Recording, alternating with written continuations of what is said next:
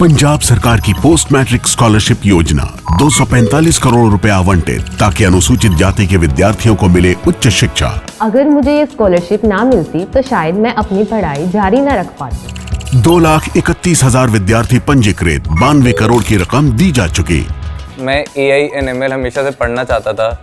अगर स्कॉलरशिप नहीं होती तो मैं कभी भी एडमिशन नहीं ले पाता ऐसे कोर्स में। मुख्यमंत्री भगवंत सिंह मान की कोशिशों से पंजाब बन रहा है रंगला पंजाब।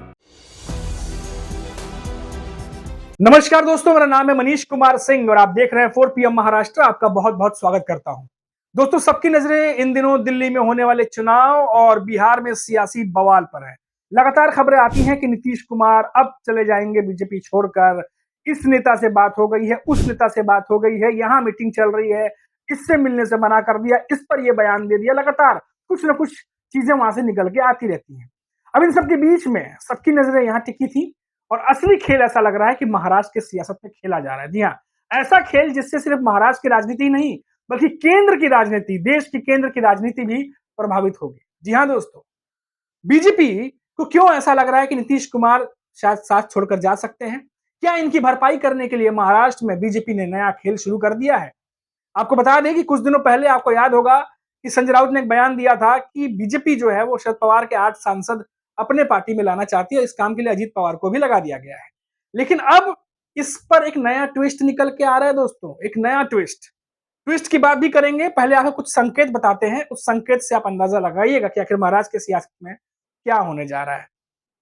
बाबा साहब अम्बेडकर के बारे में अमित शाह बयान देते हैं, पूरे देश में बवाल मच जाता है। इंडिया गठबंधन के बड़े बड़े नेता, खासतौर से कांग्रेस के नेता आक्रामक हो जाते हैं, रैलियां निकाली जाती हैं, बहुत सारी चीजें हो जाती हैं।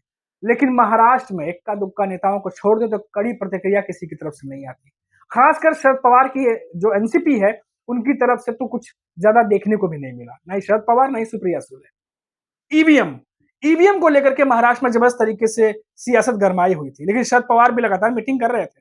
लेकिन एक टाइम ऐसा आया जिसके बाद शरद पवार की एनसीपी की तरफ से भी देखा गया कि अब उनका जो रवैया है वो नरम पड़ने लगा, सॉफ्ट पड़ने लगा। उसके बाद आगे बढ़ते हैं। बीजेपी नेता ने दिल्ली में जो प्रियंका गांधी को लेके बयान दिया कि सड़कें जो है वो प्रियंका गांधी के गाल जैसे बना देंगे, उस पर भी शरद पवार की एनसीपी की तरफ से कोई कड़ी प्रतिक्रिया नहीं आई। सोशल मीडिया पर भी कुछ भी ज्यादा शेयर नहीं किया गया।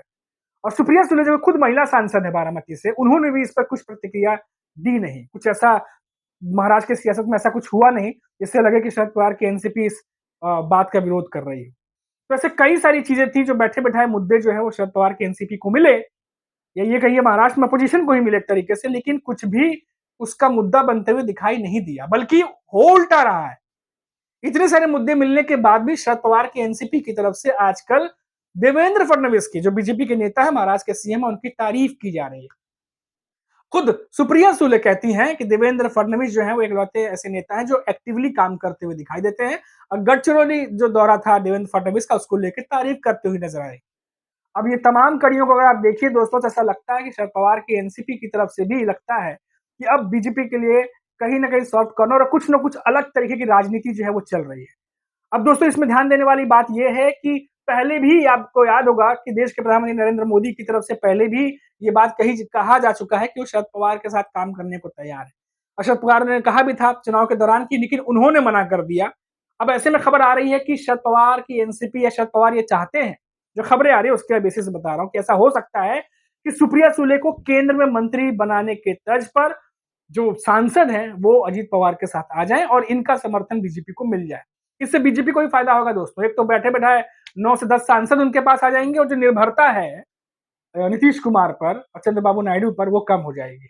अब आपको बता दें कि दोस्तों, मुंबई में एक बड़े उद्योगपति हैं वो, उनके यहाँ मीटिंग हुई थी जिसके बारे में अजीत पवार ने बहुत पहले ही जिक्र किया था, बहुत तमाम पब्लिकेशन में छपी भी थी। और इस मीटिंग में शरद पवार भी शामिल थे। ये बात अजीत पवार ने कही थी, लेकिन इस बात का खंडन शरद पवार ने नहीं किया।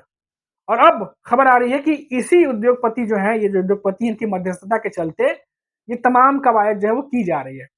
क्या ये बीजेपी आला कमान की तरफ से भी यही चाह रहा, जो महाराष्ट्र में चल रहा है वो चाह रहे हैं?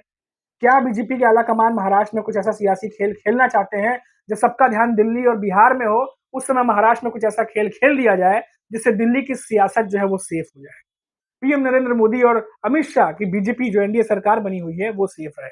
क्योंकि आए दिन जिस तरीके से चंद्रबाबू नायडू और नीतीश कुमार को लेकर के जो पशुपेश में बीजेपी बनी रहती है, जो दिखाई देती है, वो पशुपेश और वो पूरी राजनीति जो है, उसका जो है वो ऑप्शन जो है, वो बीजेपी तलाशना चाहती है। ऐसा अभी तक तो यही लग रहा है दोस्तों। आपको बता दें कि हमेशा बीजेपी की रणनीति रही है कि हमेशा वो ऑप्शन के साथ चलते हैं। महाराष्ट्र की आप पहले की सियासत देख लीजिए, एकनाथ शिंदे को साथ लेने के बावजूद भी अजीत पवार को अपने साथ में लेकर के आए। यानी अब आगे चल के अगर एकनाथ शिंदे कुछ बार्गेनिंग ज़्यादा करते हैं, तो उनके पास ऑप्शन के तौर पर अजीत पवार जो है वो मौजूद रहें। और महाराष्ट्र की सियासत में साल 2024 के विधानसभा चुनाव के बाद आप देखिए कि एकनाथ शिंदे जो हैं, अगर वो बार्गेनिंग पावर उनके पास नहीं है आज के डेट में, तो उसकी वजह है वो ऑप्शन जो बीजेपी ने अपने साथ रखा था, अजीत पवार, जो कि 41 विधायकों के साथ में इस समय मौजूद हैं। और बीजेपी और अजीत पवार एक साथ चाहे तो आराम से महाराष्ट्र में चुनाव जो सरकार है वो बना सकते हैं।